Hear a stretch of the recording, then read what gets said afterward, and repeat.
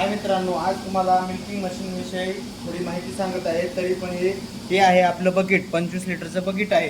तर आज जाणून घेऊया हे मिल्किंग मशीनचं बकेट कसं यूज करायचं. आधी गायींचे सडं धुवून घ्यायचे स्वच्छ. गायीचे सडं स्वच्छ धुणं झाल्या असेल व गाय बांधली असेल तर हे जे आहे त्यांना असं फिरवून टाकायचं व गायीच्या सडांना एक एक करून एअर जात नाही याची काळजी घेऊन आपण हे गायीच्या सडांना व्यवस्थितपणे लावून घ्यायचं. असं व दूध येत आहे व नाही ते आपल्याला इथून या पाईपा वाटत समजून जाईल. हे मित्रांनो पहा, पूर्णपणे आपलं चारी सडामधलं व्यवस्थितपणे दूध संपलं आहे व काही पण येत नाही दूध.